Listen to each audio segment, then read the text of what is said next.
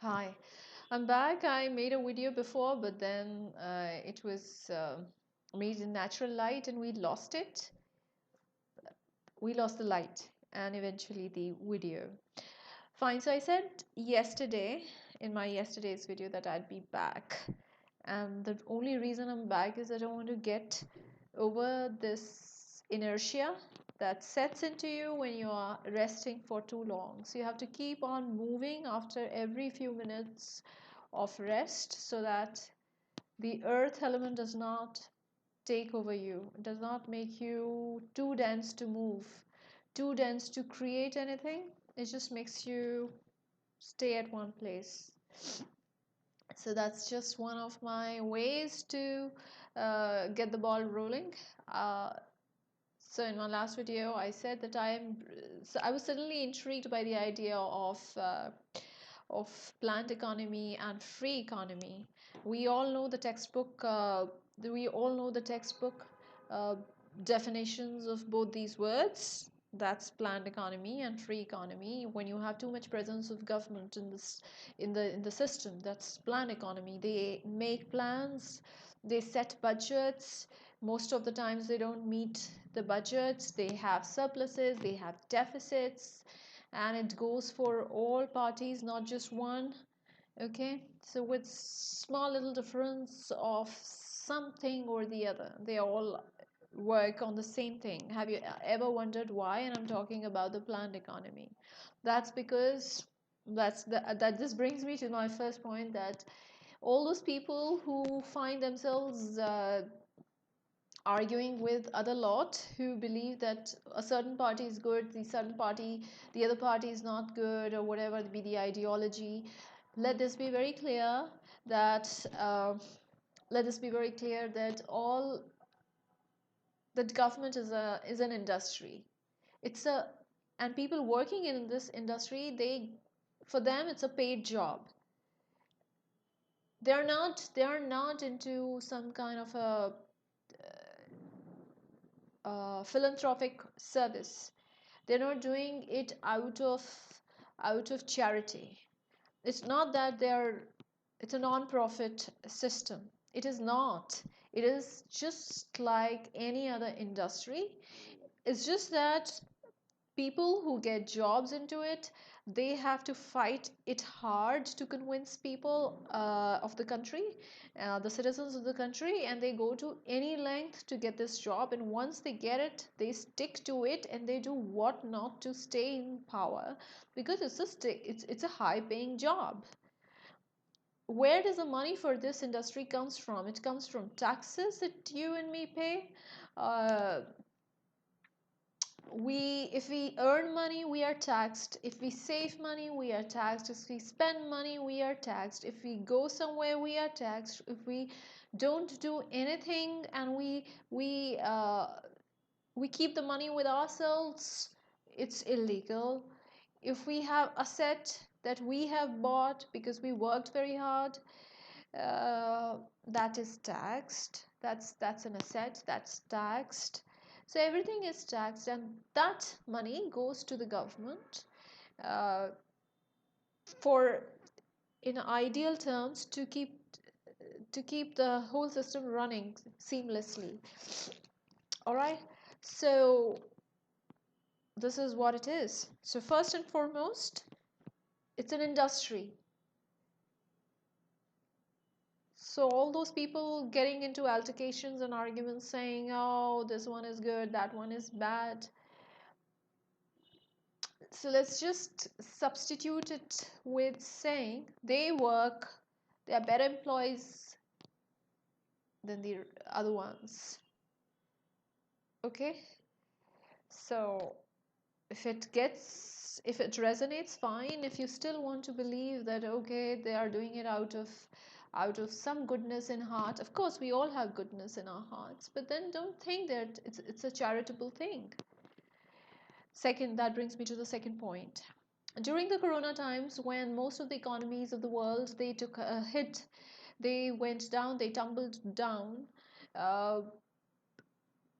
tumbled down, the prime minister, in his in his address to the country, said, requested the organizations not to let their employees go because that would reflect poorly on the economy on a macro level. Plus, it will be quite unfair towards that person because he or she would not get a job in any case given the bad state of affair on the economic front, right? However, about 40% of the people who were into organized jobs, they lost their jobs, most of them still out of jobs. And most people who let their employees go, they did not let them go because they were on the verge of folding up. They had planned it anyways, that the manpower is more than required, and this was a good excuse to let that extra fluffy to let the fluff go according to them. So if the most powerful, one of the most powerful person comes in and tells people not to let employees go, there should be some consequences of not listening to him or her.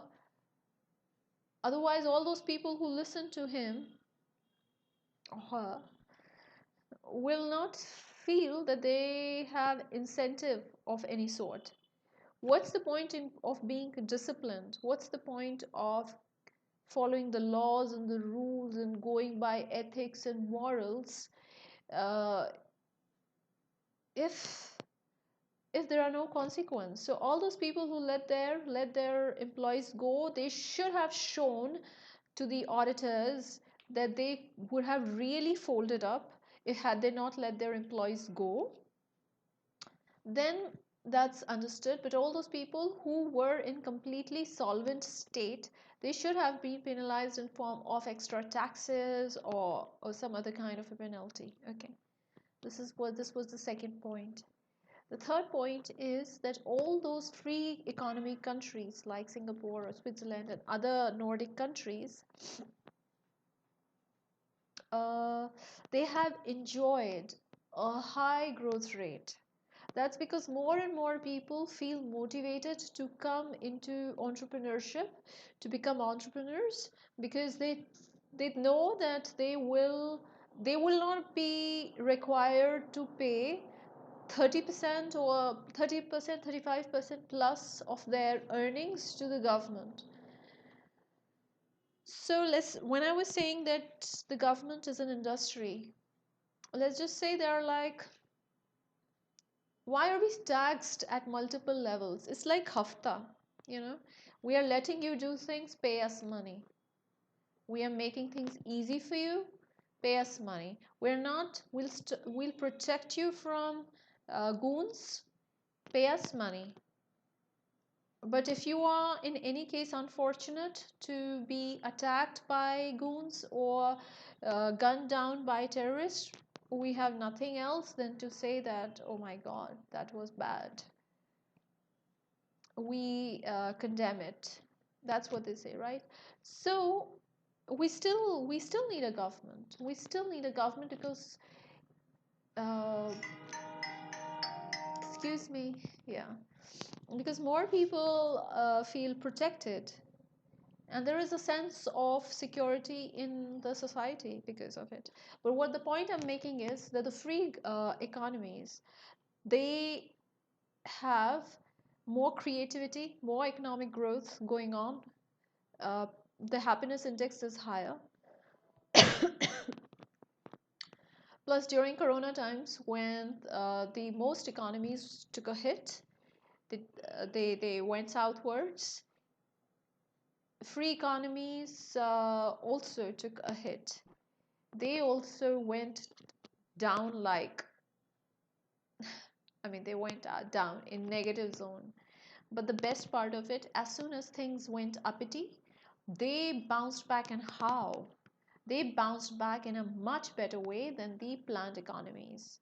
Now, in a developing countries, I use the word developing for India because there are very little signs of equitable distribution of the production of the GDP. There's a lot of inequality. a lot of disparity. You just have to venture out of your house to come face to face with dismal state of affair, and most of us are locked inside our houses, and that's a boon. God is protecting us from intense emotions that we will experience when we see sadness around us. So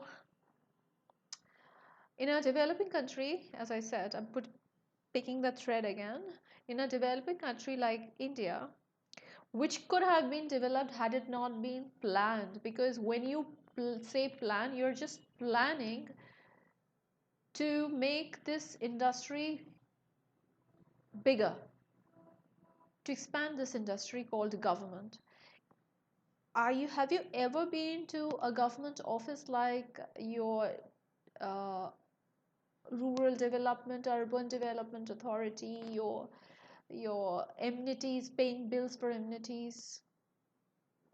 Now, not all of these places, but most of them, especially anything connected to property, there's so much of corruption there. There are all dilapidated files stacked, and they will not get computers even in 2021, because getting getting it uh, technically upgraded would mean letting many people go, and they should go. They're so inefficient. They're never there on their desks. Their benches are empty all the time. They're strolling around. They're asking shamelessly for bribes. I'm saying it out of my own experience. It's not something that I've heard. They're shamelessly asking for bribes. They say, और हमारे लिए हमारी नकदी, you know. So for things that they should do because it's their duty to do certain things like that. So all these people don't need to be there. They don't need to be there. So what happens during corona times? In planned economy, people, the citizens felt that they are secured and the government is taking care of them and everything is happening. uh, but invariably, when times get slightly normalized, all those citizens in the planned economy will suffer n times, n for no, n times more than an economy which has a free, which is free, which does not, where the state does not have much interference. Because here, all the money that comes back again into the system after things get okay gets channelized into paying the unnecessary salaries of unnecessary employees. So let me summarize things for you. So in free economy, everything is amplified. When things are bad, they're really bad. When things get okay, they get okay for a long sustained period of time. There is equality, there's less disparity. In a planned economy, all the money that comes in after things get normalized get channelized back again to these people who don't need to be there. You don't need an industry so expansive like the government where there's so many people working. They just, even in our ancient times when kings used to look after things, uh, the Rajdharm was protecting people, making sure that there are no uh, people are not tricked by shadow forces. Not like hoarding everyone's share. How many people let their salaries go? How many government employees, good for nothing, were asked to leave? No one. And all at the expense of people, you and me, who are paying through our noses for petrol, for edible oil, for everything that is prices that are skyrocketing. Didn't you know that there's no there's very little motivation for earning when the inflation is this high? So this was my first point, that if you want, this is a litmus paper test. If you want to check whether a government has its intentions at its right place, you'll see some kind of movement from planned economy towards tree economy, because they understand that let's not eat everyone else's food. Otherwise, what they do is the industry called public sector, not even public sector, that's a wrong word, the government sector is so predatory that it will eat away everyone's share. How much infrastructural upgradation have you seen ever since corona cases have come down? The place that I'm staying in, things have become bad to worse. The infrastructure is like in a bad state.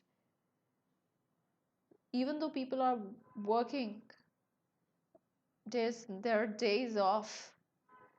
That there's too much that they are putting in, and there's too less that they are getting in return. So I've not made illustrations. I'm still not in my perfect state. Not even quoting a lot of data. Number crunching also requires a certain state of mind, which I'm not in. But I want all those people who ventured into economics to know that keep your eyes open. If you really want people not to let their employees go, announce a, announce a punishment for those who let people go. Second, government is an industry. Don't see it with a halo around its head. They are not the saints and the seers that you want them to be. They're good, they're nice, they should be respected, but it's an industry and they're good workers. Third, as I just said, so I don't need to repeat myself, I need to go. I will see you. Bye.